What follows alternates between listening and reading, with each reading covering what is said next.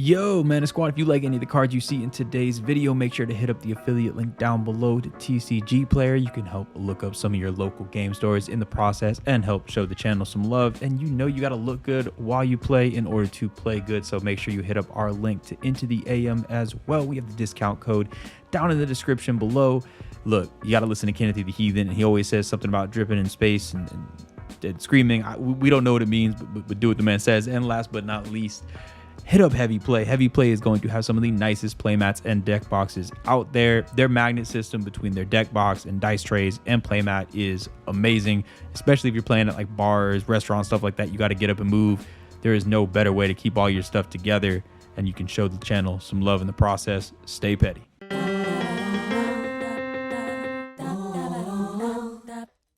Welcome back, everybody, to another episode of Command Center, where we like to put our favorite commander, maybe even yours, front and center. And you know we can't do it unless we play those three devastating letters, EDH. What does it stand for today, Hado Ken? It's very simple what it stands for. It stands for Embracing Deceptive Hangovers. You know why? Because Hangover had Mike Tyson. Mike Tyson makes you think of boxing, which brings you to Muhammad Ali, which brings you to Will Smith, which brings you to I Am Legends, which is what we're talking about today. We are talking about legends. That's right, ladies and gentlemen out there, we're talking about legends. I Am Legends is a movie where Will Smith smacks a comedian. It's horrendous. It's hard to watch, especially in slow motion, and repeat it on YouTube. You just took us on like an extended edition journey there. That was just like the initial path was like a 2-hour movie. You just took us on like the 7-hour version. But we got there. Still not sure what you meant, but I like it. It's a taco inside of a Taco Bell, inside of a KFC, inside your mind. Bars. Wait, Derek, what are we actually talking about? So what we are actually talking about today is we're going to talk about the progression of different legends and legendary creatures over time. It's something that's always been a thing, but it's really kind of ramped up recently. And it's essentially taking named characters, some of the legends within Magic lore, and giving them new versions of cards. Legends started in the set Legends way back in the day, and since then we've seen maybe 2-3 versions of some legendary creatures. At this point, with some of the releases, I think we might be damn near like 7 or 8 of some of these legendary creatures as far as to how many versions they got. So we not only want to look at like how the cards have evolved over time, but what does it mean for the character's story? What does it mean for the state of the game? And really, what effect does it have? Especially on Commander's all about legendary creatures. It's basically like the reason we play is because we like the legendary creatures. How does the evolution of these creatures over time kind of affect how we feel about the format? So got a whole bunch of thoughts on this. And said, I know you wanted to kind of start with some of the narrative stuff of like kind of what does this process look like as we get to know characters over time? Yeah, definitely. And that was really the forefront of my thought process with this, was like thinking about those legends from back in the day. And I mean, actual legend set. I don't have the actual year on it in my mind, but like I wasn't around playing Magic back then. I only saw a few of those cards. Like ones that come to your mind might be like Hazazon. Like to get that card, it was on the reserve list and it was over probably $100 or something at a point in time. Other card I saw back in the day was Rasputin.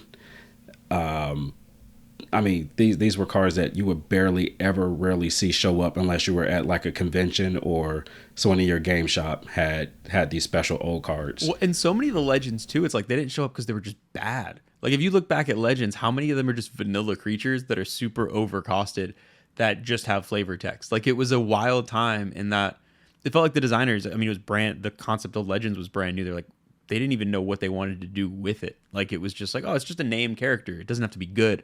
And it is, yeah, it's fun. It's fun to look back at where things have come, where you could fit a novel of flavor text versus the novel of rules text in 2024. For example, like Captain Jack Sparrow, that card, which I'm trying to figure out why that card was even printed in the first place. The Ghost of Desmond, Del Toro. That one. You also got Bane. Hold up. Can we get the actual card names? That's Ramirez de Pietro, right? Same difference. Yeah, Y'all I know think- who I'm talking about. Yeah. There we go. Say, Okay. that's what you said. I just wanted to repeat it just in case. I said anybody- I said Captain Jack Sparrow. You knew what I was talking about. I actually did And not. anyway, I thought that was a Universes Beyond joke. I did not know. I didn't know what you're referencing. And the other I thought he was talking about Lorcana. and the other legend with Captain Knifey Stabby dude, aka Bane. But yeah, Oh, you're talking about that guy. Yeah. see, everybody knows who I'm talking. Yeah. He got a knife that he be gutting people with. Like he might drive ice cream trucks during the day, but at night, it puts the lotion on its skin. We're I gonna don't really think too many need people card. know about that card. We're gonna Bane. really. Well, You I used to play the card, so he used to see me play it. It's a very bad mono red card, but it holds a special place in some people's hearts. Or the I think it's fire. Meraxis. Yeah, same. Okay, cool. Meraxis. Or the fire breathing she bitch that you play. Oh, Lady Orca.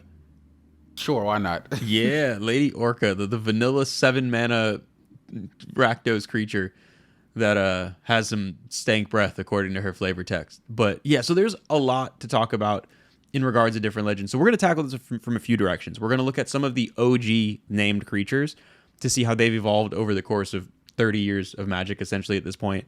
We're going to look at some of the creatures that have had a few kind of over the decades that have just been spread out, where we've gotten a few, and then looking at some of the more recent kind of avalanche of legendary creatures as well, because there have been some that I think Kellen was the one we talked about before that we'll get into later, where there's like 7 different versions in a few years, which is crazy. It's wild how fast that's all happened. So let's start with a discussion, I think, on just our general thoughts about this concept, because it's not that it's new, but it's newer in how regularly these are addressed. In the past, if you look at some legends, most legends at the most might have had 2 versions, and even though some of the most famous legendary creatures ever never got a second version. They had their one, and then you just went. So we'll kind of go for each of us to talk about how do we feel about the concept of just printing a bunch of different versions of legends. Does it take away from the epicness or the lore or the allure of that initial card that was printed, or do we feel like it adds more context to the character? Is it a net positive or a net negative? Said, I'll let you kick it off, because I know you were the one that started this topic, so I wanted to get your thoughts first on that. Yeah, so one of the other initial cards that kind of came to mind was when I first started playing, one card I played was Baru. This was the mono green, 3 and 2 green. I think Fist of Crosa is the one where you gotta it has the discard ability, yeah, Fist right? of Crosa. Yeah, it has it. Whenever a land enters a forest enters the battlefield, your green creatures get +1/+1 and trample, and it has a grandeur ability that doesn't necessarily always matter in Commander. But I played it for the fact that I could just ramp out a bunch of lands and make my creatures bigger and trample-y. Then I was like, they printed another version of them, the Worm Speaker. Kind of like the Doom guy, and I was like, okay, that's a different way to take Baru. I didn't think of before, but I'm curious and I actually want to try this. So very different from how he kind of originally started, but making your creatures bigger, your green creatures bigger, now to the sense that he can just spit out and also synergize with your big worms or your other worm creatures. So I was like, that's an interesting play pattern that doesn't deviate too far from the original concept, but it definitely has a more narrow theme that can take it in a certain direction that I didn't know that he even had connection to worms. I don't know. So I liked it. I tried it, tried both versions of the deck, and had a decent time with it. Worm Tribal definitely needs more support other than just having worms.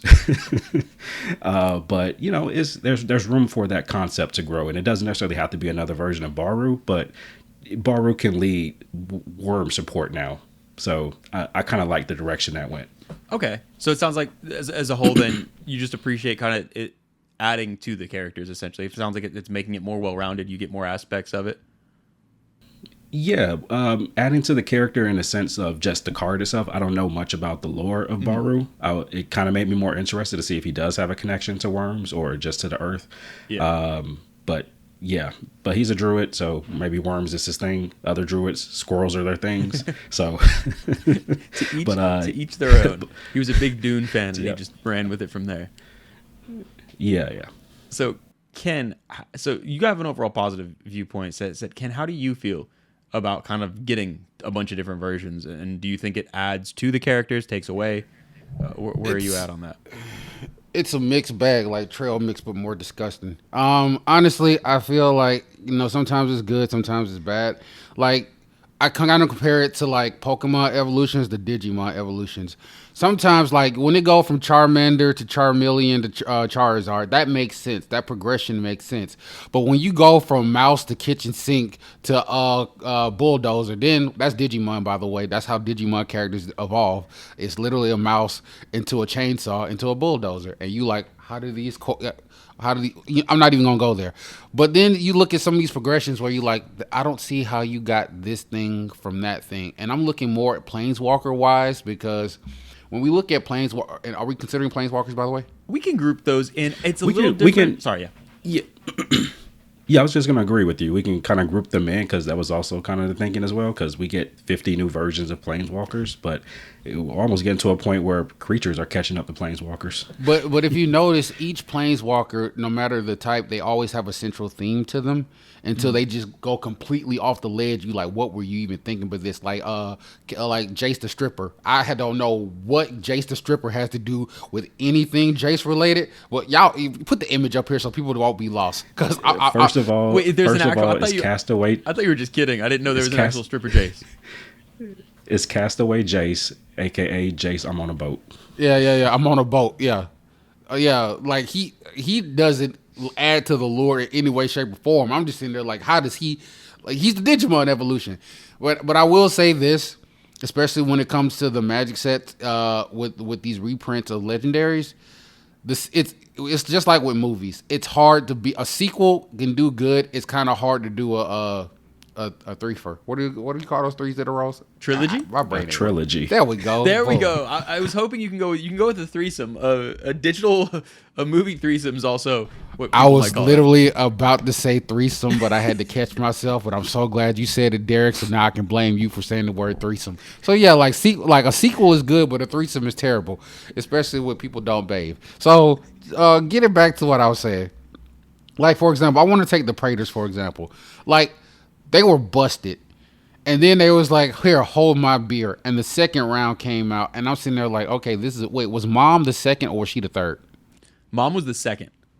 So, yeah. And then the third Ellis Nora came out. And that was pure garbage. It's like they knew they messed up with the first two. And the third one was an apology letter to the players. It's like, hey, we know we've screwed up plenty of kitchen table magics. We know we've broken Rule 0. And that's what I think a lot of the later reprints are. It's like an apology letter. Like the second Oko that came out. Like, we understand we screwed you over with the Oko that we printed. Let me give you this toned down version as an apology. Well, the Praetors are great. And we're going to circle back and I think have a whole kind of segment just relating to Praetors because I think they're such a good example. But real quick, so I'll kind of give my general thoughts is that like I hear a lot of positive from both y'all, and I feel in general the same way in the sense of I appreciate older legendary creatures getting a second chance. So, a lot of people who started playing back in the day get very attached to old legendary creatures. It might have been in Legends. It might have even been a card from like, the mid-2000s, things like that, before legendary creatures were super common, and it just doesn't keep up with the times. You have the attachment, but it doesn't really perform very well. And so getting a new version is awesome. So I love that all the Legends got revamped and Dominaria United, as an example, is so cool because now you have playable versions of all these cards you might have loved as a kid. Or even getting new versions of maybe overly busted. So like the Narset back in the day was, and still is one of the most obnoxious cards ever in Commander. It's just nobody enjoys playing against that. It's really cool that there's another Narset that got printed that, okay, cool. If you love that character, you say what?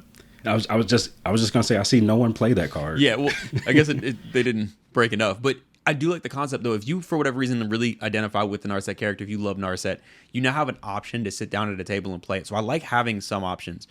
The thing that I get not nervous with, but the thing that I kind of think goes too far in the direction is we might be approaching the point where there's so many versions of each legend that they lose their identity completely. I mean, if you sit at a table and it feels like for so many legendary creatures now, if you just say the name of the character, I have no idea what the hell you're playing.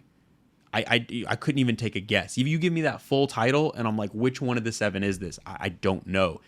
And it in a way, yes, like you mentioned, Ken, like you can make them on the same theme, but a lot of these characters I feel like lose their identity if they have so many versions year after year after year. Some of the lore of these characters is playing against a certain character over. You mentioned you can talk about Narset, you can talk about even talking about the Praetors. For years, if you played against a Vorinclex, you know what that meant. You knew what that meant. You didn't have to ask any questions. The dread was real. And it created this like aura around the name. And that's, I think, what causes that. If you would have had OG Vorinclex and then 6 months later a different one, though the name itself wouldn't have that effect. Like I feel like being able to exist in some of these creatures over the like a good example I kind of tie it to is like with set releases. If you have a set and it's the set that everyone's playing for 6 months, and like back in the day, I think Cons was when I was first getting it. I remember hearing about the legend of the Cons block and drafting and stuff. That was really the only set for a while. So everyone got to draft it for months and months and like exist in it. And it was legendary for that reason. And everyone has all these feels because of it. But if 2 months later it was Cons 2 something Bugaloo thing, like then you wouldn't have that. It would just be like a passing memory. And I think some of the legends now are falling into that of like, oh, I remember they did that, but there's 2 more. I don't care anymore. So that's. Can I stop you right there real quick? For sure. Just to do a pause and use an example. So yeah.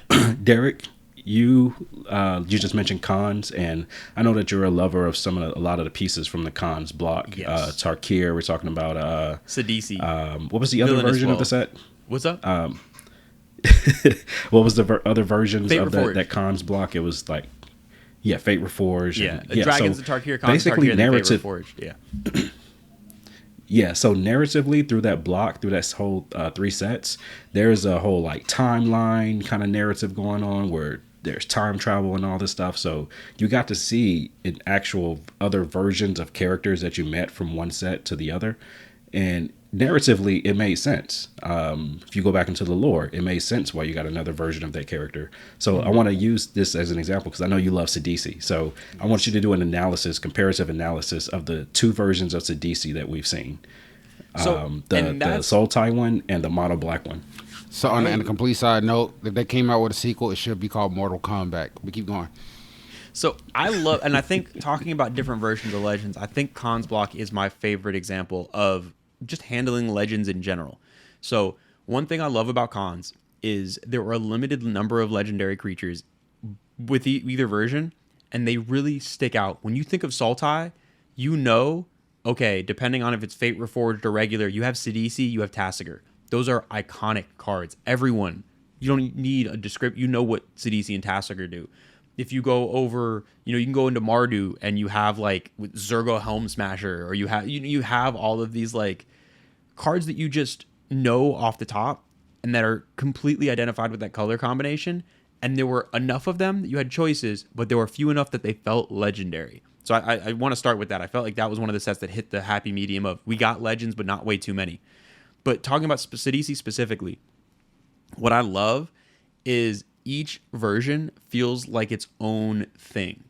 It feels like it very much fits the story and is not trying to do much. It exists like within what it wants to do. So in the Cons version, where Sidisi is in Sultai, is like the leader of the Sultai brood and all this type of stuff, it feels like Sidisi's leading an army. You have the mill engine, you get all your zombies, it does all of these things, and it feels like when you play that Sidisi, you're making a zombie army and she is the one leading it. Versus Sidisi Undead Vizier for the alternative timeline, they made her in the coolest way possible, because in the story she's more of a pawn. She is like working under Silumgar. Like she's not the leader anymore. Silumgar is the leader. And the card represents that so well in that Sidisi Undead Vizier, it's never a commander. It's always in the 99. It's a tool for you. Like you use it to exploit something, tutor, and it is doing the bidding of whoever's at the head of the deck, and it captures it so well. And it does it at the at the, I guess, the expense of no one. I don't know anyone that's going to play CDC Undead Vizier as the commander, mono black CDC. Like, it's just not. It's an into 99 card, but that doesn't have to be a bad thing. And I think sometimes it feels like there's a pressure to make every current legendary creature a candidate to be at the head of your deck, and it's at the cost of story. And I'm happy you brought that up, because I think the way they split the CDCs just does, it tells the story, it builds the lore of the character, and puts them in the place in their story. I think sometimes it's a good thing if a legend is not super impactful, but fits within where its role is. Yeah, and kind of going in that same vein, I kind of want to see Ken's thoughts on, we can move away from the cons example just as a specific, but I know Ken is aware of a number of different cards. So like we've talked previously about Atali, the 2 different versions of Atali. How do you feel about how that progression went? It's like the difference between a kick in the nuts and a kick in the butt. I mean, what are we doing here? I mean, I need to know which is kick to where. I need this defined. And mind you, the kick in the butt, there's a point on the shoe. So it's like, I mean, like it's the literal definition of Sophie's Choice right here. Like sometimes they reprint cards where it's like it was like they were sitting in the research in R&D. It was like, we can be rude, but we can be disgusting. And they was like, let's be rude on this go round, and we're gonna be downright disgusting on the next go round. Honestly, if I had to choose between both Atalis, I honestly can't choose which one is more disgusting. You have one that hits you and is like, yeah, you're gonna cast something definitely, and one that's just a reoccurring threat. So do I want the punch to the face or the punch to the nuts? It's dealer's choice at this point, and that's why I'm like, this legend conversation is sometimes the legends just suck. There's no 2 ways around that.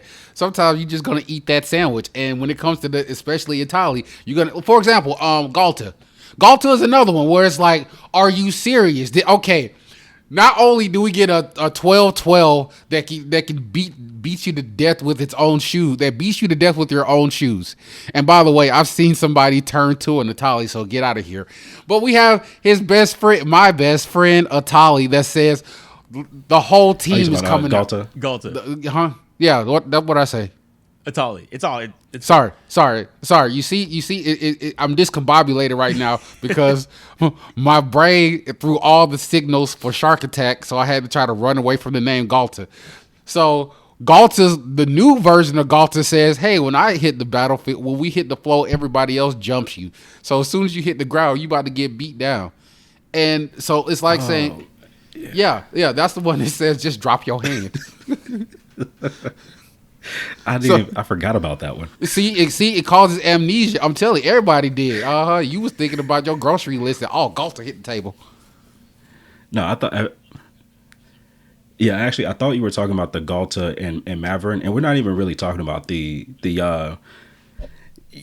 we didn't even talk about the team up cards, because I guess you can count that as like another version of the card itself, because it's that stapled onto another card. That's when we started getting into Voltron. Well, reason why I forgot that second version. The reason why I don't equip the the Fusion Dance combo cards is because those are even worse. Those are worse. Like they was like, hey, we have these garbage cards. We have these cards that are causing fights, literal fights at kitchen tables. You know what we should do? We should throw people on their back and make them worse. Let me speak on this. I play Thalia and the Get Rog Monster.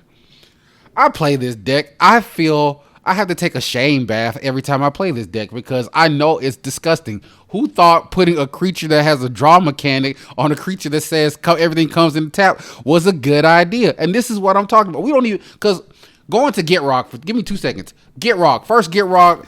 Amazing. I sack a land, I draw a card. I put a land in there from anywhere, I draw a card. Busted. Then you bust out the new one that says, okay, when I attack, I can sack a creature, draw cards equal to its power, and play lands wherever I draw.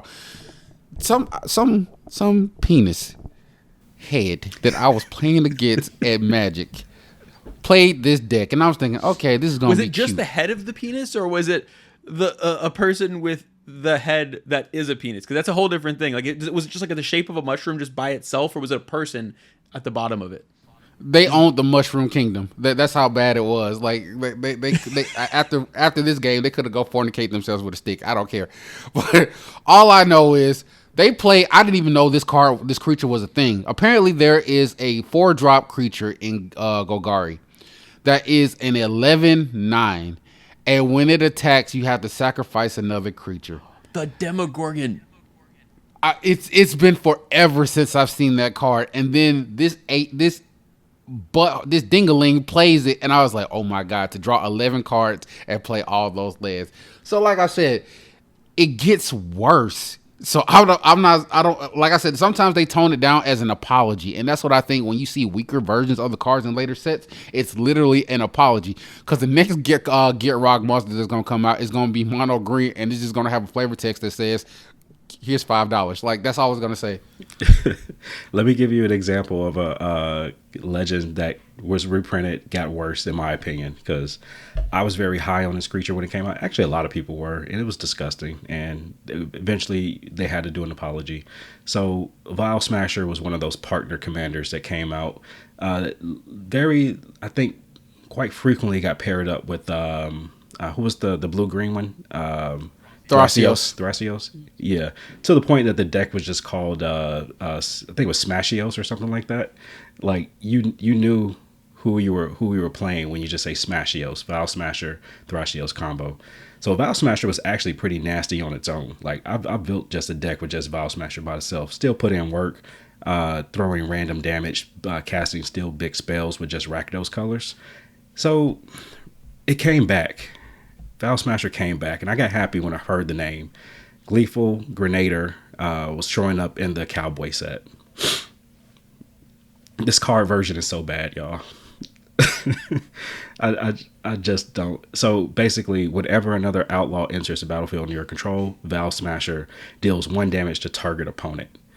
You went from throwing big damage to the first spell you throw each turn to just, I can only now assign 1 damage to a player. No, and this is what I was saying about the apology tour. Do you realize that Vial Smasher was banned in 101 play? It was banned in 101 play because it was that bonkers. So of course they had to go on the apology tour. They had to like, look, people, we understand that a bunch of y'all bought this pre-con deck and you guys had to go shove it in a gravestone and put holy water on it because it was out there decimating people. Do you know, speaking of which, side note, let me go on this little tangent for 2 seconds. Do you know that there was some heathens out there, and I mean backwater, hot dog water drinking heathens out there who was putting infect on this? Do you know that they were throwing infect on this? Like you have a mother and you put infect on this, and then had the nerve, nay, the unmitigated gall to sit there and try to play it in a 1-on-1 game. Who do you think you are, Alan? You just gonna pull up there and say, I have a budget deck. Do you mind if I play it? Well, it's only we waiting for everybody else to come here, so it's just me and you, Alan. Oh yeah, we're gonna play my Thrasios deck. Oh yeah, we're gonna put grafted exoskeleton. I'm gonna graft your exoskeleton to the concrete if you put that on there. Sorry, what were you talking about? All right, so I was not doing that in 1v1. I never 1v1 Vial Smasher. So. Yeah, you take out the random aspect, it becomes a whole lot less fair in quotes, like it ever was. I did want to point out one thing though, because feels like a while ago. We were talking about Atali. We talked about a few different versions, and one thing I wanted to talk about is we talked about like power level differences, but I think the necessity to revisit a character is the more impactful thing to me, where they're always gonna evaluate if a character is like too powerful or the card is there. It always kind of varies, but when we get stuff like Atali, so we had OG Atali. It's to me like a perfect Magic card, mono red. It is an attack trigger. It can whiff. It costs 6 mana. It doesn't have trample. Doesn't have trample. It is, you can work to break it, but it by itself is not a broken card. Like OG Atali, I think is like the peak of Commander. It is one of those cards that I just identify as like, if you're playing OG Atali in a deck, you're playing Commander the way I like to play. Like that's something that is like amazing. So it, in my opinion, never needed another card. But because we went back to Ixalan, and it is one of the most important characters in the plane, to me it makes sense. Okay, look, we're gonna get another one of these. Like to me, it makes sense that it'd be almost weirder if they skipped it in a return to that plane a few years later. Now, do I think they designed the They card? actually did. What's up? They actually did skip it. It showed up in March of the Machine, I think. Was Primal Sickness not in... Because it wasn't in Lost Caverns. You're right, so they did skip it. I think it did. Yeah, no, you're right. It's in one... But eventually, like, I guess we've been to... But yeah, Ixalan it came twice. back. It was all kind of in that same like group of time. But we've been to Ixalan twice. There's only 2 versions. I think and look, the second version is busted beyond belief. Like that one is... I don't think that it's a fun card. I used to enjoy it. I tried playing it a few times, and it ruins every game it's in. It is just... It's never played... One, the fact that you can't whiff. Why did they throw a Blightsteel on the back? But like... The thing that makes it worse is it's almost like Dockside in the sense of like it's never going to happen just once.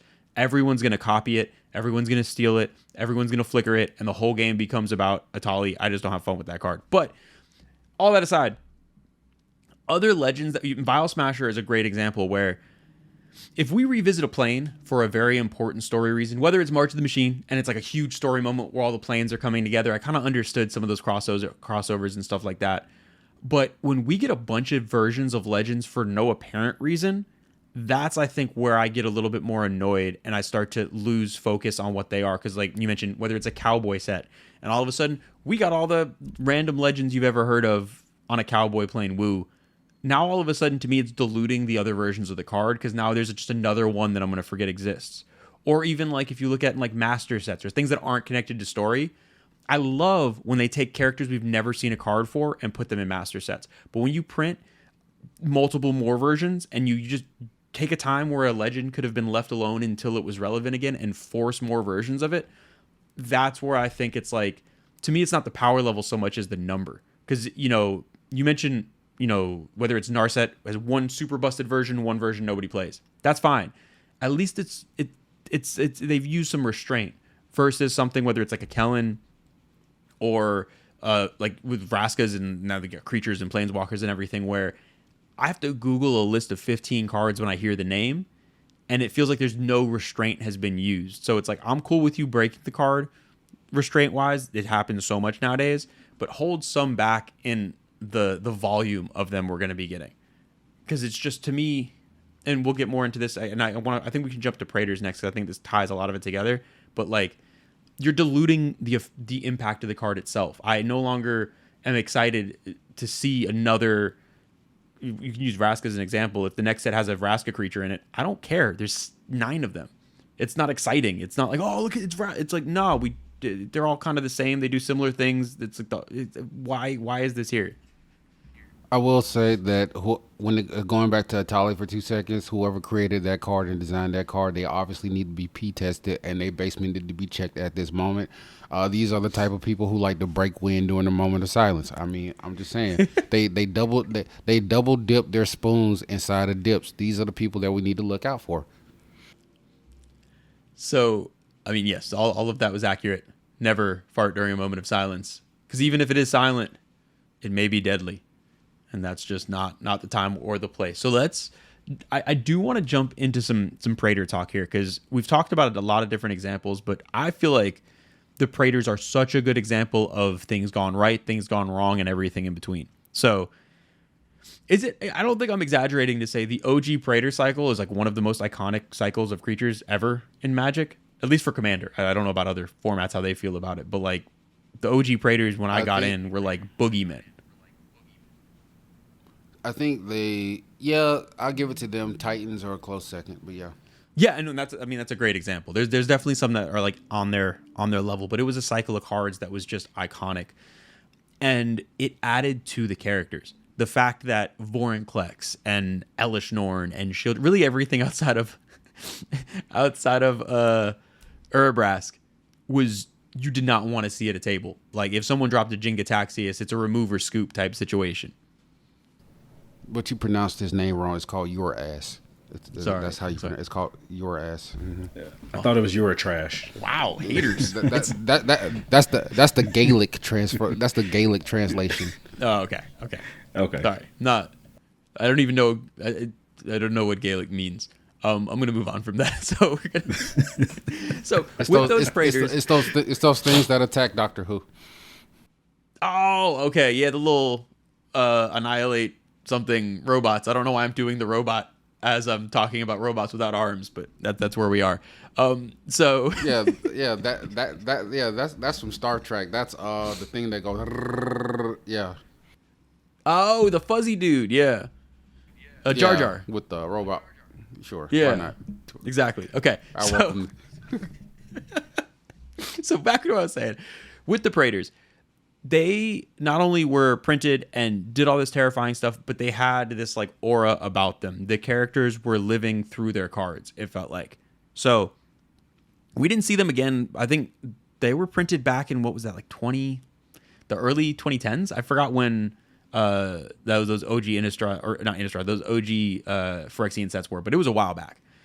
And we had for years, that was the only version. Then you mentioned we got the part 2 versions. So that was the ones you mentioned, Mom and Vorinclex Monstrous Raider and all these other versions of them that we saw over the course of sets as they popped back up.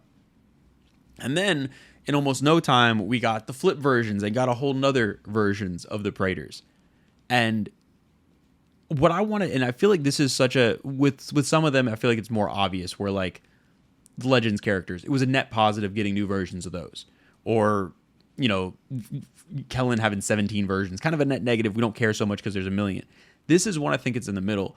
Do you all feel like both the progression of the abilities of these Praetors and the kind of the cadence of them was a net positive or negative for how you experience a Praetor in Magic? Do you think that it was something that was adding to it, or now because there's so many, is it just diluted? Does it not have that same aura to it? Go ahead. So I'm going to say I think that the Praetors are somewhere in the middle for me. Definitely they started out on the higher power level scale, so they were already up against stiff competition. You can't get much stronger than what they were already doing, unless if you do, then we're just talking about busted territory again. So I think it was the right call to kind of de-escalate the Praetors, not depower them, but just de-escalate them. So when we come around to the second versions of the cards, I think Sheoldred was the standout of those, and also Elish Norn. One that's shutting off abilities and doubling your abilities. That was Elish Norn, and then Sheoldred doubling your draws or life gain or something like that. Yeah, Sheoldred, I've never, and I've misevaluated a lot of cards, like a lot of cards. I've never misevaluated a card as bad as Sheoldred. I don't, because if you draw, you gain. Card. You said what? You misevaluated every card, Derek. We actually bet against you. I have, but this is the most wrong I've been, which is saying something. This is like, you know, you talk about like, I'm trying to think of a good analogy. Like Aaron Judge hits a bunch of like monster home runs. So when he hits like his farthest home run, that means something. I am like the Aaron Judge of getting cards wrong. And this is the farthest home run I've ever hit, in that I thought that gaining life and your opponent's losing for drawing was like nothing. I was like, this is not good at all. This is terrible. What's the face? Breaking formats. How did you think this was terrible? As soon as you saw it, you was busted. It literally shuts down. First of all, let's do math here. It does 2 damage per draw. How many points do you start off with in Commander? You start off 40. With 40. So with 20 draws, it kills you. That's not even taking in combat damage. That's not incidental life loss from playing fetch lands and stuff. That builds up over time. And what's the main thing that you need to do is manage resources. So yes, and then that was before the One Ring came out. Well, my thing is like, in my head, I always see is like, if someone's telling me no, then I don't like it. But if you're just charging me life for it, I don't care. Like, I'm one of the people, hot take, I love playing against Nekusar because I don't care if I'm losing life. If I'm drawing cards, I'm having a great time. I don't care if the game ends. As long as I'm drawing cards, I'm happy. So like, it didn't register in the same way as like Mom, as an example, where it was just like telling me no directly. And that's what I was like, I don't like to be told no. That doesn't seem fun. But anyway, so yes, I do agree. I think the first wave was just like banger after banger outside of your Urabrask, who I still think is a fun card, but not on the same power level as the OGs. And then that second wave, you had the 2 standouts, because Monstrous Raider's powerful, but it's very like specific. I've not seen Jin Gataxias played almost at all because is that the one that like, it doubles and it counters the first thing, but the way it works out is it's not super impactful. Yeah. And then Urabrask again was doing weird stuff. He's hanging out having a good time. We don't need to bother Urabrask. It's fine. And then you get to the most recent version of the flip ones, and honestly the funniest thing from my perspective is I prefer in a vacuum. If we were in a vacuum and I saw all these cards designed for the first time, not having any prior knowledge, I would say that the flip ones are my favorite design. Despite the complexity. Yeah. Sorry, yeah. Well, I was just going to elaborate on that to basically say that while I was kind of mixed at first, and I feel like that they did kind of de-escalate just a little bit because I feel like they kind of went out on a okay note in a sense that the card design itself, they are kind of grandiose, and this is the last time you probably are going to see these characters, and they can end on a saga. Yes. Like I feel like that's pretty big. Yes. That's like narratively and mechanically, I like that design. I like that. I will, spoiler alert, I strongly agree. And I kind of like hinted that I would like, this was like kind of the middle point. I think that the Praetors are done perfectly. I think it is the perfect amount of, there's 3 cards. There's not so many cards that it dilutes and ruins the initial ones. It's not like there's 7,000 Shieldreds now and it's like, well, which one is it? But it's also not just like 1 or 2 broken versions that you can't like find one that fits your power level. And the way you mentioned, it tells a story. You have those OGs, you have some of the newer ones, and then it ends on a saga. It has a narrative progression, has a design progression, and all of them have some sort of theme together. I think like, and you mentioned the other thing, I think that's the most important thing, there's an end point. At least for now, it seems like there's an end point. When you have these characters, if you're going to give them multiple versions, having an end to a story, it's almost like you use something like The Walking Dead is a great example of something that just would not effing end. And it's like, no matter how good something is at some point, if you never end it, eventually, not only is it going to get ruined, but it's going to pollute all the stuff that was good too. And I think that happens with certain legends, and the Praetors they got that.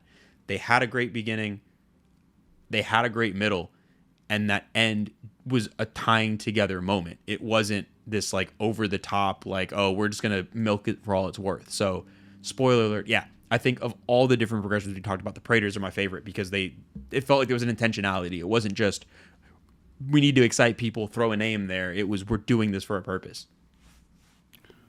Essentially, my synopsis of the Praetors is pretty much property damage. So eventually they came out with the first set and they set your car on fire, and then they just looked at you as like, what you gonna do? I was like, okay, cool, I'll get another one. Then the second round they came and they set your house on fire, and you like, this one's too warm. And he's like, okay, I guess that's what we gonna do. Cardboard boxes are cheap now. And with the third set, they kind of just set your shoe on fire. And you know what? Go get you some new Nikes. And that's kind of how I saw the progression. They like, look, we gonna pull off the gas a little bit. Yeah, we're going to put a flip version on here on the sagas where they can do like outlandishly busted stuff. But let's be real. Nobody ever gets to the back. Like it's not a Marvel movie. Most people don't stay to the end. So when it comes to the Praetors, they did kind of fizzle out how they were supposed to fizzle out. But I will say, as long as they're printing money out there, don't never say never. So I think they will be back for another showing. Like they told us Wolverine or Hugh Jackman was gonna stop, and this man and Ryan Reynolds looked him dead in the face and says, "Till you're 90, they gonna be wheeling his metal ass around in a wheelchair, going, come at me, bub. Where's my juice?" I finally saw the movie. I saw it. Wait, hold up. This is Derek now.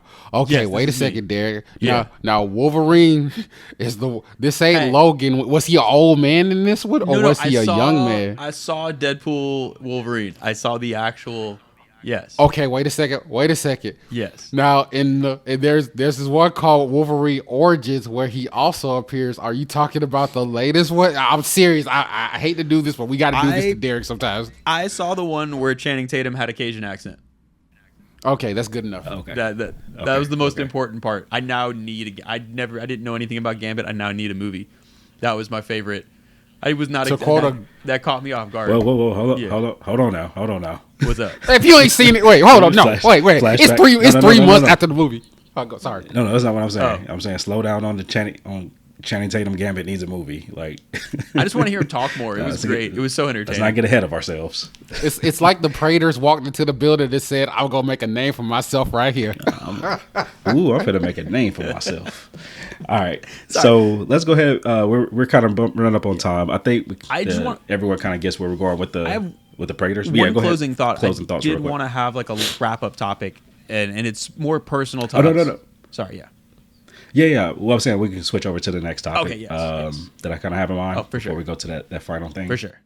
But yeah, so as everyone can see how we feel that the narratively, story-wise, even lore-wise, here or there, the Praetors kind of ended on a pretty good note with the 3 versions that were printed throughout history. So, sure, did your thing, Wizards. As a matter of fact, I want to talk about. Sorry. Now, real quick, I want to talk about these versions of cards that have like 4, 5 printings. Like, what is happening? We need to have a conversation about this because nobody's talking about this, and I feel like there needs to be a conversation. So I just want to throw a few out there, just real quick, and just as examples, and then we can have just an overall real discussion on them. So first one, that first offender, we've already mentioned him, Kellen.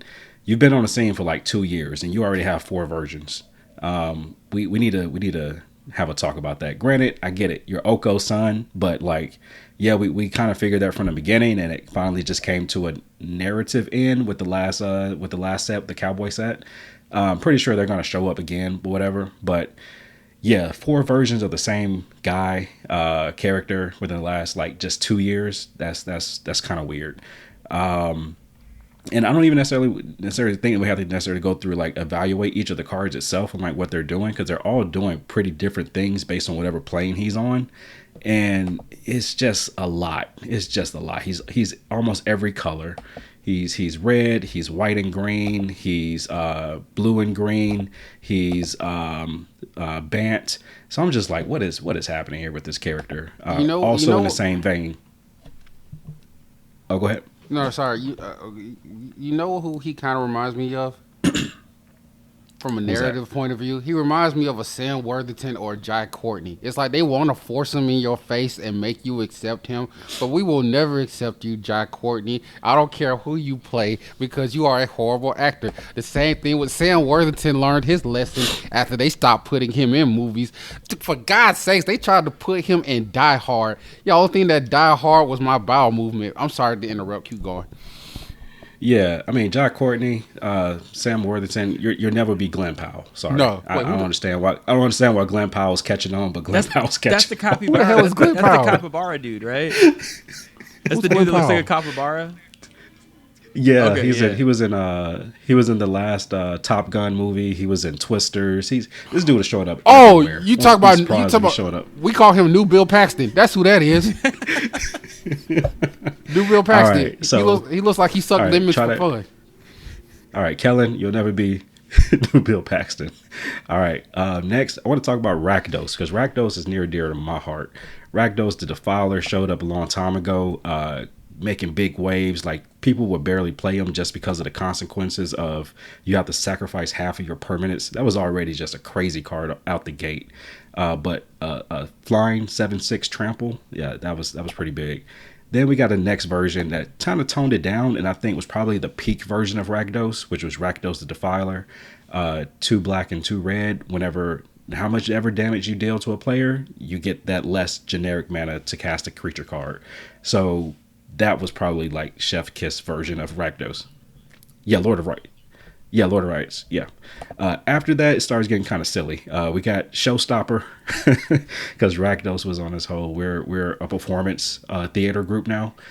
So yeah, Showstopper comes in, destroys anything that's not a demon, devil, or something like that, or an imp, I think. Yeah, devil, demon, or imp.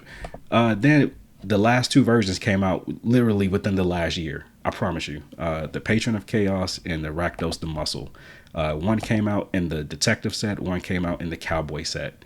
I can barely kind of tell you even what these 2 do, but I do know that they're probably not swinging as hard as the other versions of this card. Can I say something about Sorry. Yeah. Just general thoughts real quick. I just want to say, like, Rakdos is one of those things that you want to be good, but it never is. It's kind of like the Lord of the Rings show. It's like you really want this to work, but it ain't really delivering what it's promising. And every time I get Rakdos, when I pull it open in a pack and I look at it, I be like, no. Go, give me another land. I'll take another land. All right, next offender. I'm just gonna end it off with the last next two, and I'm gonna talk about this one only because I felt like this is one of those versions of the horse picture we're always talking about, that we're trying to figure out where it falls in the progression of its designs. Karavek the Merciless was an excellent card back in the day. Granted, high cost 5 and Rakdos, but anytime an opponent plays a spell, you throw damage based on the CMC of that spell. Loved it. It was everything that it did. Then came Karavek the Merciless years later. Karavek the Spiteful years later. And I was like, this was the most backward version of what is this? The Spiteful feels like it should have been the one from Legends. Yeah, I had no clue what they were doing with this. All other creatures get -1, -1. And I'm like, okay, didn't know that was his thing. Very big departure from the original Karavek. And then it fell off. It maybe picked itself back up just a little bit. The Punisher, where basically if you commit a crime, you can copy a spell, black spell from your graveyard. Sure. It's not definitely from not where it started, but it's also not the second version.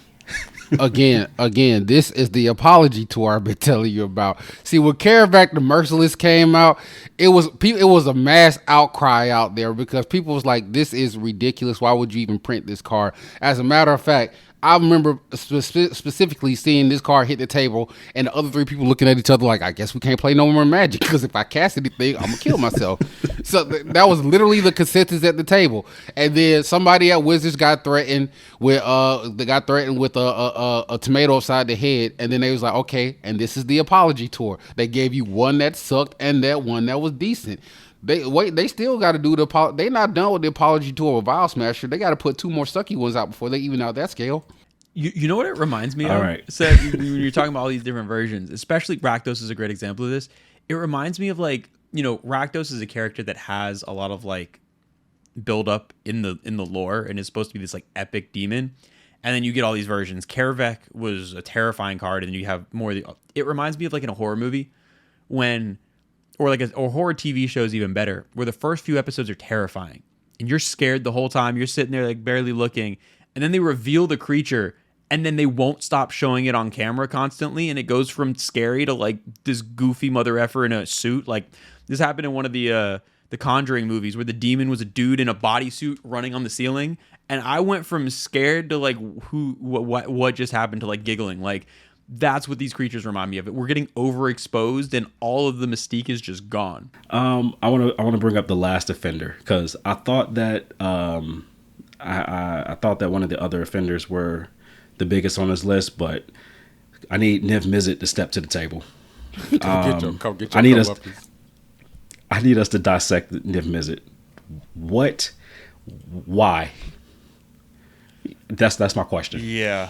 I think this might be the best example of one of just the first one, because the first one was was it Draco Genius? The Fire or the Fire Mind? I know those are the Fire Mind. Yeah. So yeah, classic. So okay, let's take people back on a field trip. Yeah. Classic Niv Mizzet was whenever you draw a card, Niv Mizzet deals 1 damage to any target. This was scary even back in the day because they were like, "How are you going to kill me with a 6-drop and you can only deal 1 damage?" Okay, you got it. My bad. Okay, yeah, you did it. And the most Izzet commander ever. When I think Izzet, to this day, you think of weird spellslinger combo decks with the OG Niv Mizzet. That was one of the most classic decks back in the day. Right. Then we started jumping into other territories with the Draco Genius and Niv Mizzet Perun. Perun is, I would probably say both of these cards are still kind of similar to the original Niv Mizzet. Probably can do what it does faster at this point when we started talking about Draco Genius and Perun. Then we started getting into the Guild Pack. No, not the Guild Pack. I believe this is next we have is Niv Mizzet Reborn. Yeah. This was around the Nicol Bolas try to take over Ravnica set. I actually like this Niv Mizzet. It's doing something completely different from what the other Niv Mizzets were doing, other version of itself. Because, I mean, sure, got Reborn, now it's 5 colors, and you can draw your library. And then after that, 2 more versions to go. Then we got the Guild pack. I'm not even familiar. I think I just recently played against this version. Pretty stupidly powerful. Actually, no. Before that, we got where's this one come from? Supreme. Yeah, Supreme was Supreme. March. It's I think March of the Machine or Aftermath. Aftermath. One of that. That came before the Guild Okay. pack. But it's another Okay, my 5 bad. color Yeah, I one. skipped one. Yeah, this is 5 color one from Aftermath, flying hexproof from monocolor, instance of sorcery, your graveyard, exactly 2 colors of jumpstart. Never even seen this version. First time for everything. Yeah. Sure. Could be good. I don't know. And then the last version I just recently fought against, which actually kind of spun the topic for this episode. Just recently played against the Guild pack one, where flying hexproof from multicolored. It literally does something different every time you see Niv Mizzet. The last one was hexproof from monocolor. This one is hexproof from multicolored. But this one can throw damage based on the number of 2 color pairs that you have on the table. So Niv Mizzet, I don't understand what's going on with R&D. I don't know what's going on with Niv Mizzet in the story. I just don't know. So that's why I just asked why. They're probably scratching their head, and R&D too is like, what does Niv Mizzet do? Look, man, look, okay, and that's the answer that they give everywhere. But by the way, we at One More Mana do not condone running up into schools and punching 5-year-olds. I just want to put that out there. Y'all know you're supposed to punt the child, not punch it. Come on, man, it's basics. You punt, not punch. Come on, they're at foot level. We should know this by now. But I do agree that I think Niv Mizzet just went too far, especially in the sense of like, I would still sit down with the sense of nostalgia. If someone broke out Niv Mizzet the Firemind against me in a Commander game, like, because even back in the day when it was like busted, most of the time I think it was like a Curiosity combo or some sort that was like the combo for it, and it was still 1 card in the deck. And a lot of times people would sit down and be like, "Look, I don't run Curiosity. It's not combo Niv Mizzet. It's still powerful. This is what it is," and it's so much fun because again, it is like that nostalgia of like the OG Is It Spellslinger thing that just like makes people happy. And I guess it doesn't make sense because it's not like you can't play that card anymore. It's not like it's any less available. But there being so many Niv Mizzets makes me feel uncomfortable, and I don't know why. It's just like it's like, what did they do to him? It reminds me. You know what it reminds me of? We talked about this the other day. It reminds me of Barry Manilow at the Westgate in Vegas. Barry Manilow. That man's soul is tied to that building. I don't know what deal he made with what demon or devil, but that man is being forced to perform. That man is like in his 90s, I think. He is. They show him on the stage. He could barely move anymore, and he's performing like every night of the week. His soul, whatever debt that he owes, please forgive this man's debt. He deserves to rest. Let Barry Manilow rest. He gonna rest right. He gonna rest his ass on that broomstick attached to that Segway as they drive his corpse across the table as he sings "Oh Mandy" or "Brandy," whatever the hell he sings. Bro, do you know what? Because when we go, do you know the hotel is still like you said showing their stuff, and his name is still on the voice recording. Dear Lord, They need to plan a heist to help Barry Mandolin escape wherever he's from, because it looks horrific at this point. His face ain't even moving. It's like when it's like the old school kung fu dialogue with the mouth ain't moving, but the voice still coming out. Hey, that's about to be Bruno Mars in 50 years with his debt. Now you're gonna see Bruno Mars at 110 being like held up by little puppet strings performing in Vegas until he's. You got the time wrong. Apart. You got the time wrong. You meant 10 days. That's what you meant. You meant 10 days. That's going to be Bruno Mars in 10 days. That is what Niv Mizzet reminds me of. It very much the Barry Manilow of just they're dragging his corpse across this. And it's like, let him exist as what he is. Why do we need 75 versions in such a short period of time? Yeah. I think that's why they have the Magic convention so close to that hotel, because if you play enough Magic cards, you will inadvertently summon something that'll actually cancel out the contract. So yeah. So I have one final, because we are getting up on time. I did want to ask one question of you guys before we do draw it to a close, especially with Niv Mizzet being a great example of kind of, if you have a pet commander, if you have like one of your favorite commander decks, does it is it exciting when a new version of your favorite commander is printed, or is there a sense of dread? Is it like, why are they? I already like you. Why are there 7 more versions of you? Is it something that's a net positive? Because I know for me, I used to really enjoy it. I remember when they first mentioned there were going to be new Titanias in the Phyrexian stuff and all that. I got very excited. But now the more and more that they're kind of just reintroducing legends in every set, I almost don't want there to be, like, I think of like one of my favorite decks that I play a bunch now is Cedrus. It's like he's got this like mystique, this lore of like this scary dude. I don't want Cedrus in a cowboy hat, or I don't want Cedrus in a fireman outfit running around. Like, they're gonna ruin. It just, to me, it's like, it hurts. It's like they are, again, carrying the corpse around and doing too much. So I'm flipping on that. I don't know how y'all feel.